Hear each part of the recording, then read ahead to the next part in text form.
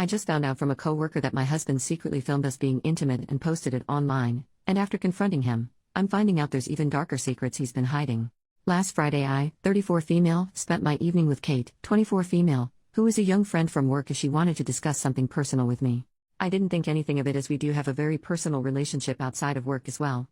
As soon as I arrived to her place the tension in the air was thick. She explained that she wanted to discuss a serious matter with me but that she didn't know how to go about it.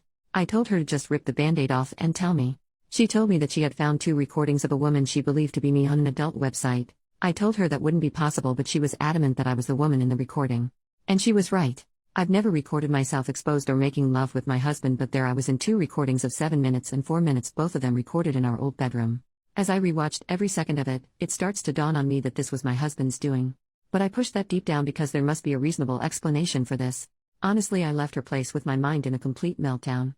I could barely hear what she was saying but she did follow up with a text saying she's been in contact with a website about getting it taken down and that she'll help me go through this. She also said she's scouring the internet in case there are more out there. I came home and pretty much ransacked my house looking for evidence and I found it. My husband was using a hidden spy cameras to spy on me and record me in my most intimate moments. I then just spent hours vomiting, crying, projectile vomiting some more and begging God to just let this be a nightmare. I am a deeply religious and a fully veiled Muslim woman, and I've never been with anyone but my husband, and all this time he has been sharing my most intimate moments with the world. I don't know what to think or what to do. I can't look at him or speak to him. I've locked myself in our bedroom pretending I'm sick. All I do is look up how other people have dealt with getting things removed and it seems like once it's on the internet it really is forever even if I remove it from this one website.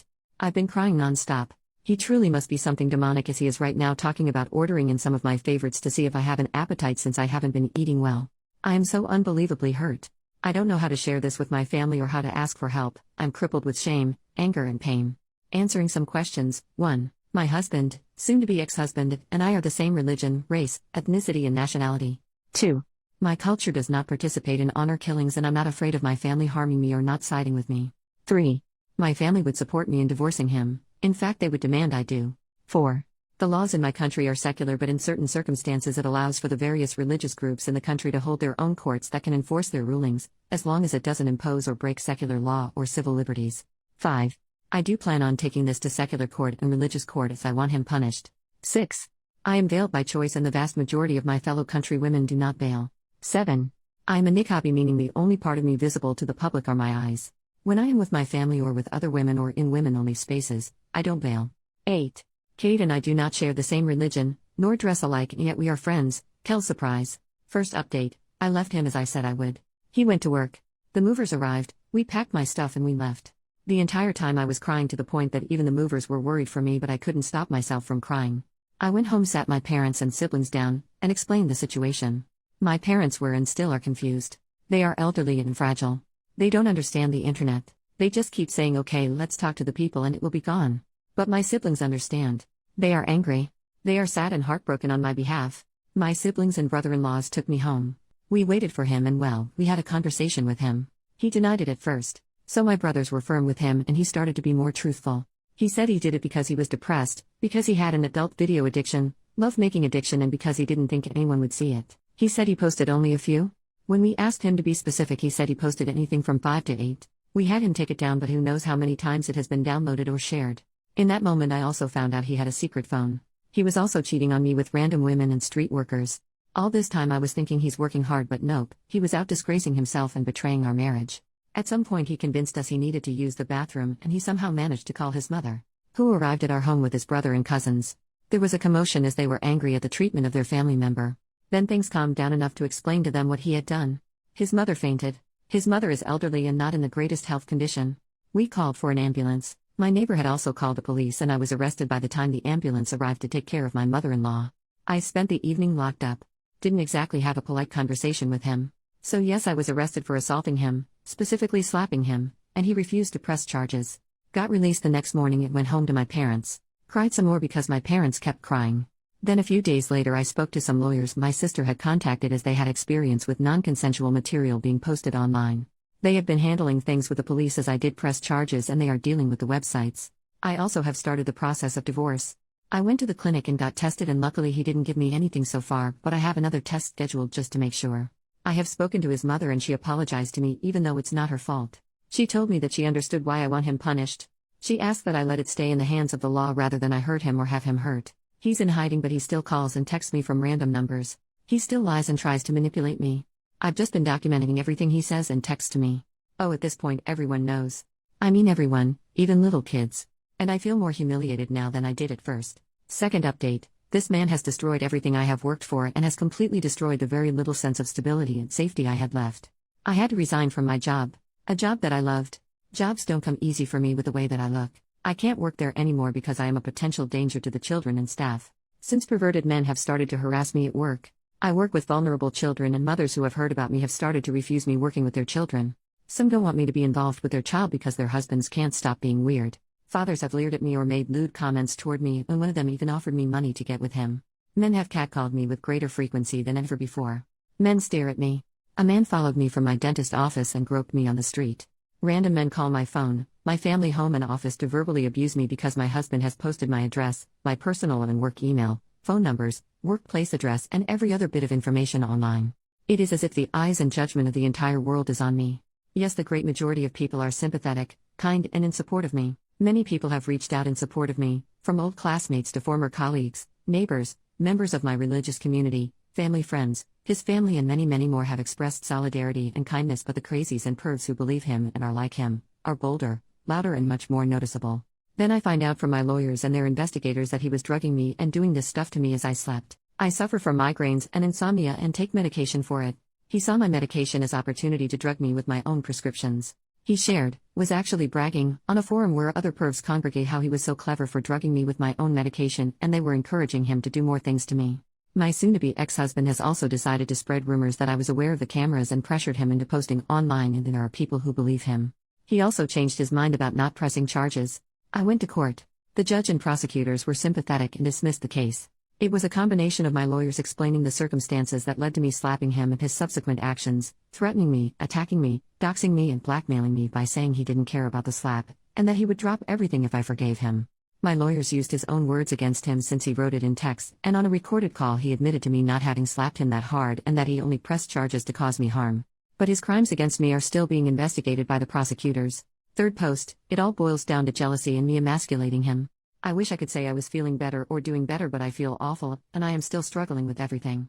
It is still his life's mission to be as cruel as he can be and to stand in the way of every step I make. He is still refusing to work with my divorce lawyer. He continues to be difficult every step of the way and has run off his own lawyers. He is now in his third lawyer, and we are again starting from scratch in the divorce negotiations. He has been granted an extension by the courts due to his last lawyer just dropping him a few days before our hearing. As for posting non-consensual material, a trial date was scheduled, and he recently asked for an extension, and he'll probably be granted it as his criminal lawyer dropped him too. So in last month he has been dropped by his divorce lawyer and his criminal lawyer. The man is on a roll. When it rains it sure pours. My father passed a little over a month ago, and my mother is now in hospice care as she is soon to go back to God. I'm sad but not shocked about this, as I've had a long time to prepare for it. My father had been battling cancer for almost 3 years and so was as prepared as a person can be, and my mother's health had been declining significantly for years due to her dementia. Soon-to-be ex-husband decided it was a great idea to corner me at the venue we held the after-funeral meal at. He decided to wait for me to be alone. He approached me as I was cleaning up the venue. I was on my own, and at that time I was kind of exhausted and could not muster up the rage to chase him off as I had done many times before. So I just let him talk. He seemed almost decent as he was giving his million excuses on why things were the way they were. He cried about how awful he feels for hurting me. Then he started telling me about how he always felt I was better than him in everything, as I made more money, was better educated, had been better traveled than him, and that he felt jealous of my confidence, and how in the beginning these were things that he was most attracted to, but as our relationship and marriage progressed these were the things he started to dislike about me. He also said that he was angry that I refused to consider being a stay-at-home wife and mother, even though he knew from the beginning that I wasn't the stay-at-home/homemaker type. He said that he tried to be a good husband, but that my refusal to bend or let him have the last say in things was the catalyst for his anger and need to humiliate me. He talked about how he had always had addiction issues, but he thought that if he was married he would be cured of his depression, his adult video and love-making addiction, and he felt like if I ever found out I would have never married him and or would divorce him, and then it angered him and pushed him to want to punish me for thinking I was better than him. He was jealous and angry about so many things.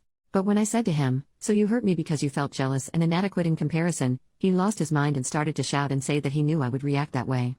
I decided to refrain from commenting further and just let him spill his guts uninterrupted. For 3 hours he made excuse after excuse for why he did what he did. But it all comes down to him feeling inferior to me, him being jealous and angry that I dared have a mind and life of my own.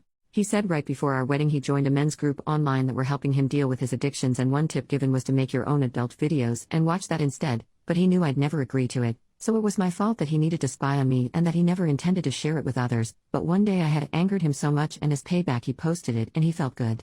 And so every time I emasculated him by having my own mind or upset him in some way or another he would post more. Eventually he gained a following and had so many men asking him to post more, that he started to like the fact that other men looked up to him for his intimate prowess, and at the same time his addiction started to come back and he fell back into his habit of picking up women, and when he couldn't get it for free, he'd hire a street worker. Then I guess it spiraled out of control for him.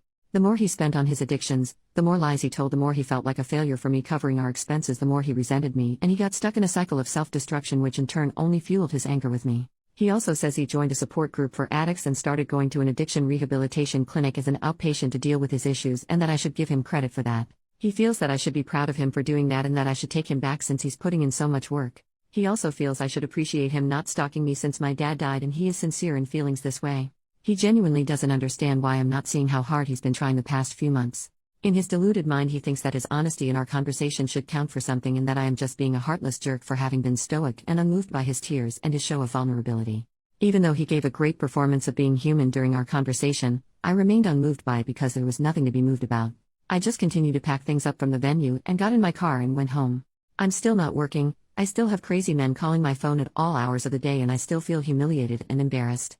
The only good thing that has happened is that several of the sites have taken down the recordings and banned him from using their platforms. Fourth post, curses are like young chickens, they always come home to roost. Finally I have some good news. So a while back, I was granted a restraining and protective order, and my now officially ex-husband did continue to stalk and harass me. After the umpteenth time of calling the police and going to court he was finally imprisoned, and he has been in prison for a little over a month. I was also granted my divorce. I initially wanted a quick divorce and wanted to just give him everything he asked for, but he kept finding ways to delay or asking for more and more, and I just snapped, so I told my lawyers to do their worst and they did. My lawyers hated him and I got everything I wanted and way more. Not to gloat, but it was really satisfying seeing him cry. This has been the most peaceful month I've had in a long time. This entire time has been such a trying time and it has affected my mental and physical health. I've lost 12 kilograms and I've lost a ton of hair due to the stress he was causing me. But I can honestly say that him wailing in court was the chicken soup my soul needed.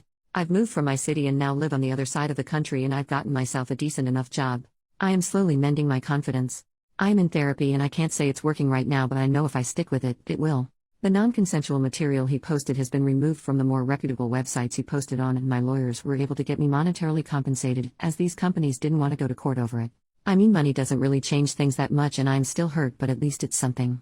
I'm also not so delusional as to think that it isn't still out there in some way or another, and I know there really isn't much I could ever do about that, so I'm just trying to make peace with it. Ex-husband will be serving time in prison for what he did. My lawyers are working with the courts and that should be sorted soon enough. I think the reality of the consequences are becoming very clear to him, as I have heard through the grapevine that he attempted to take his life and is now in protective custody until his trial date. He is facing up to 30 years and corporal punishment, and I absolutely look forward to it.